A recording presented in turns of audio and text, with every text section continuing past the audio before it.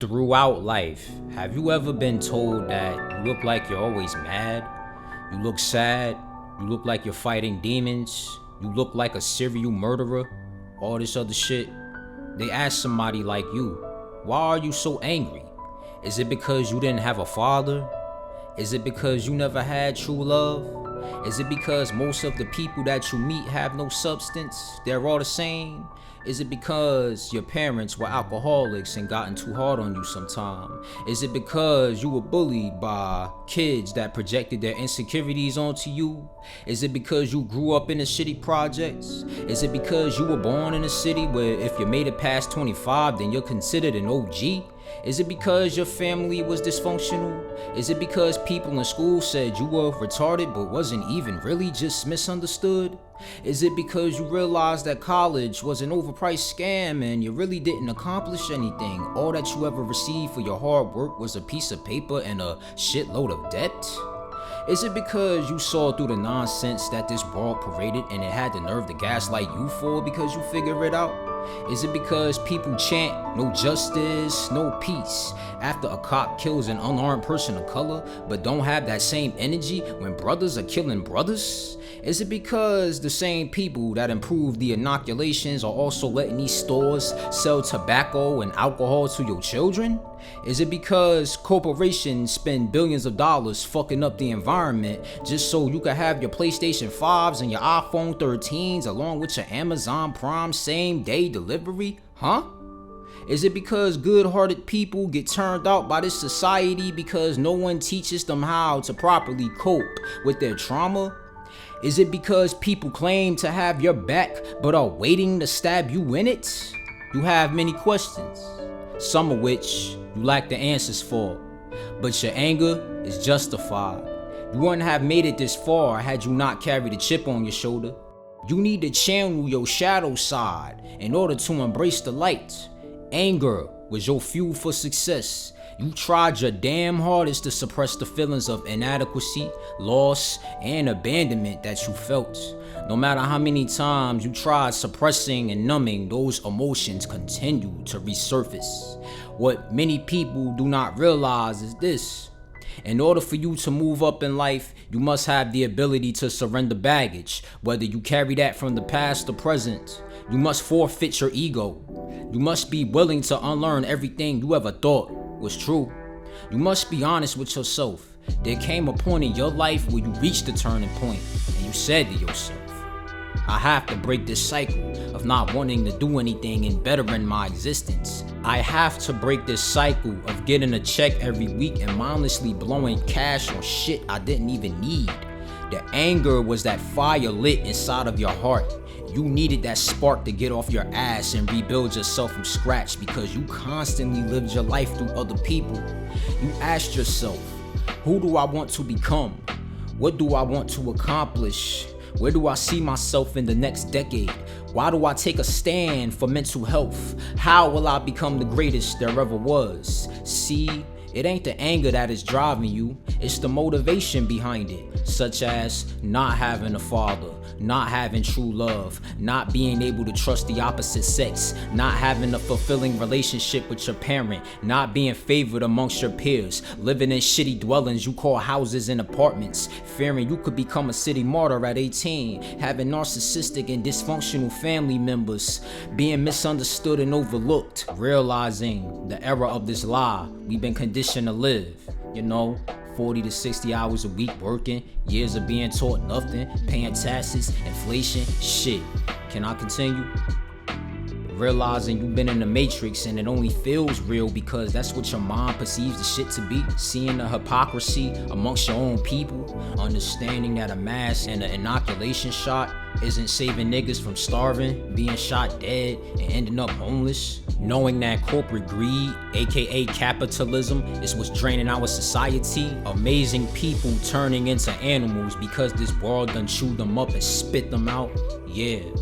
According to the American Psychological Association, anger is an emotion characterized by antagonism towards someone or something you feel has deliberately done you wrong. It helps you express toxic feelings and can motivate you to find a solution. In its purest form, anger can be channeled into prosperity and glory so long as you know what you're doing. However, there is a downside to anger. Too much anger contributes to health problems such as high blood pressure, skin problems, insomnia, clouded judgment, depression, and the increased risk of heart attacks and strokes. That shit definitely shortens your lifespan. Additionally, being too rageful creates resistance in your energy field, which repels positive energies away from you that could heal you. These energies could be in the forms of opportunities, connections, and information, to name some. It forms wedges in your relationships with family members, peers, and romantic prospects. Instead, more rage manifests more hatred and frustration. Subconsciously, that's what the mind desires, and it will work to bring that to you. I couldn't keep reacting to unnecessary drama and dilemmas that were taxing on my soul. Ever heard of Mushin no Shin? If you're still watching this guy, you did. Mushin no Shin, known as the state of no mind, in Eastern philosophy is a mental state used by martial artists. This term contains the character for negation, not, or without, along with heart-mind, known as Zen. D.T. Suzuki translates Mushin no Shin as being free from mind attachment.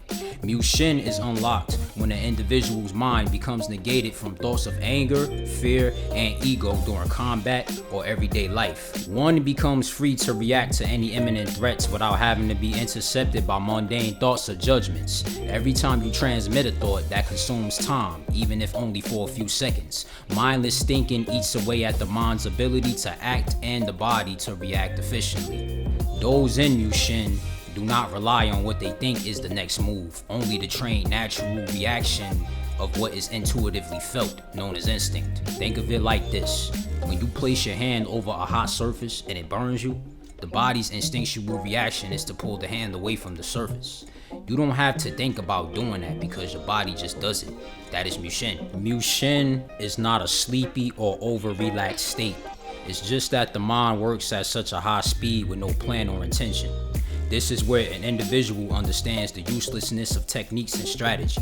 You just become free to act. In this state, you're no longer a fighter or creator. You are just an entity moving through space.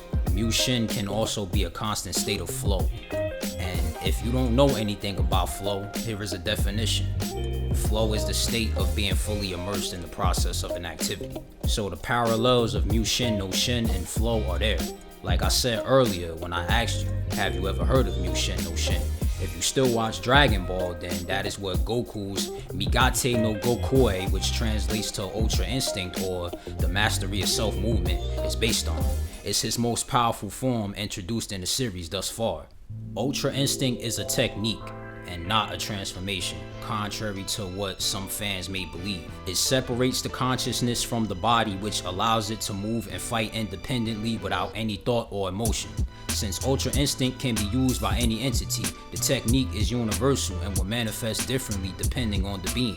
Angels have mastered the technique and can use it at will. Even Beerus, a Hakayashin, which translates to destroyer god or god of destruction, hasn't mastered it, even upon training for millions of years. But why is it so hard to master?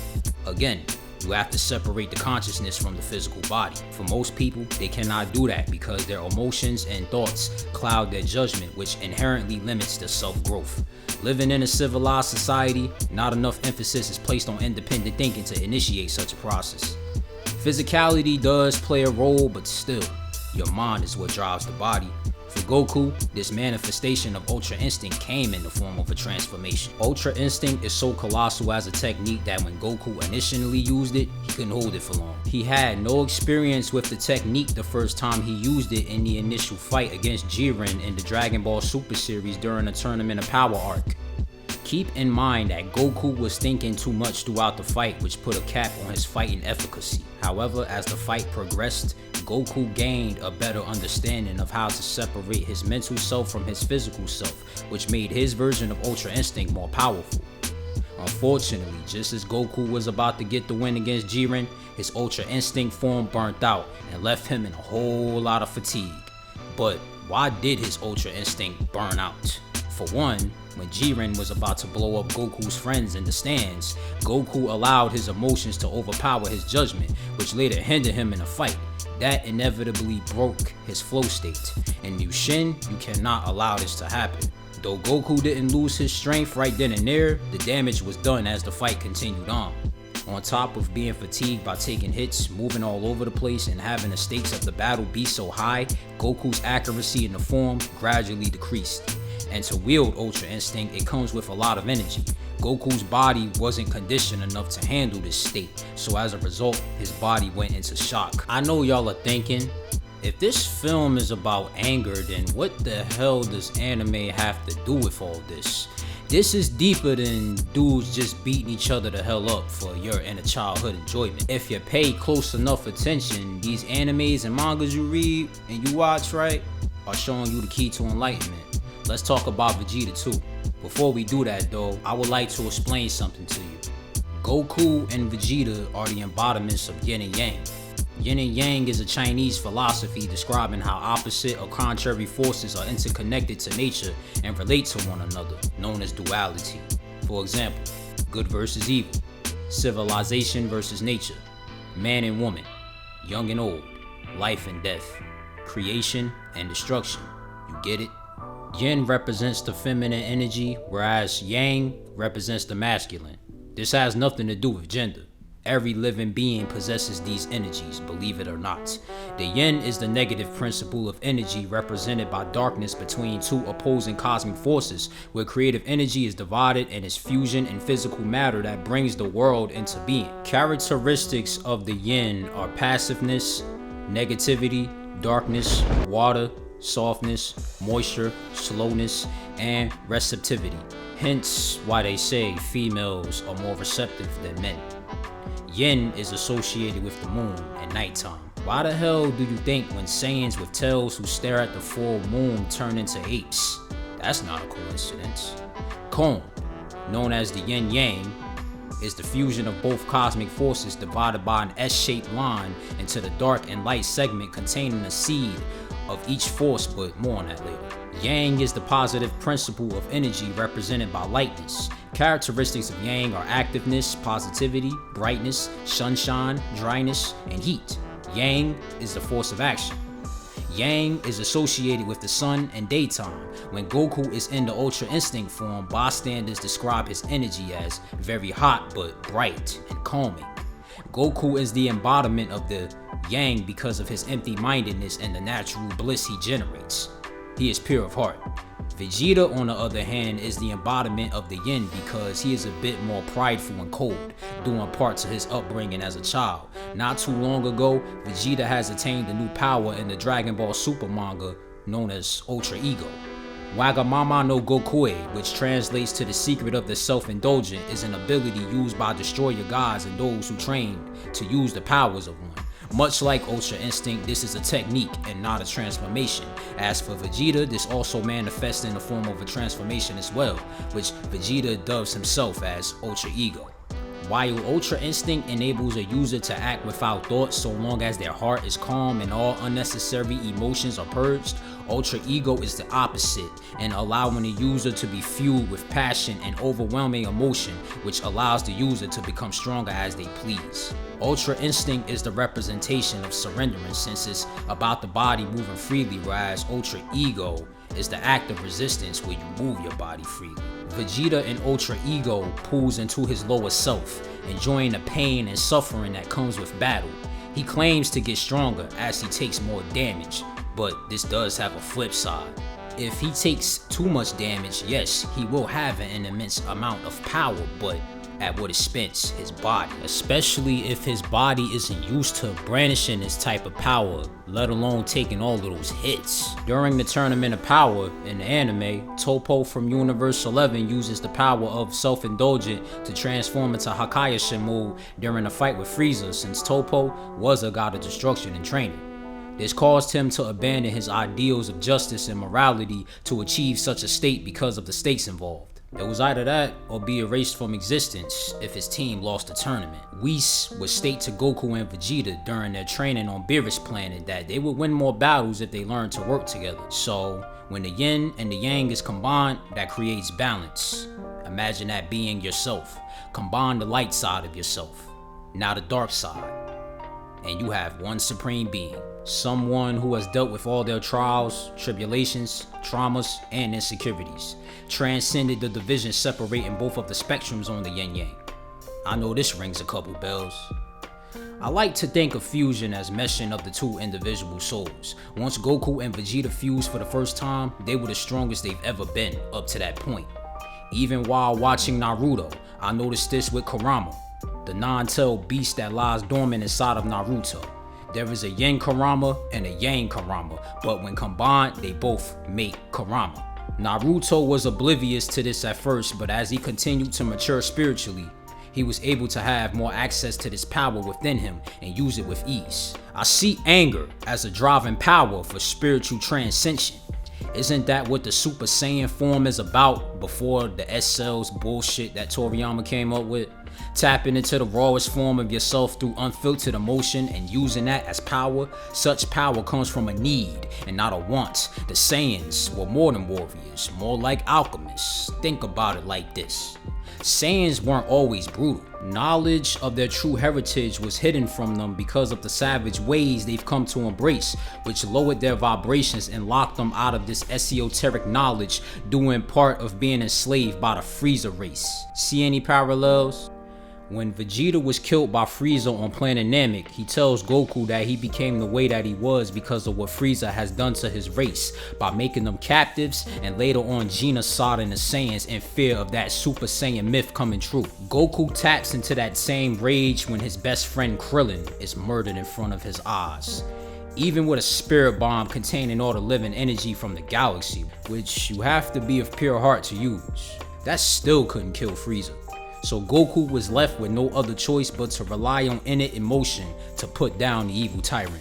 Same thing with the goddess Cali, which is what my birth name is loosely based on, aside from the Arabian meaning of immortal, eternal, or empty, which is a root name of the female name Khalida. She uses her powers of destruction to eradicate evil, so destruction isn't always bad. It is necessary to keep the universe balanced. Beerus, a god of destruction, uses his power to keep the universe operating in its natural equilibrium. Not because he's evil, even though that's what the average person on the outside looking in would perceive it as. It's simply his job to wipe things from existence, whether that be planets, biomes, or entire species. You could make the same argument about Medusa.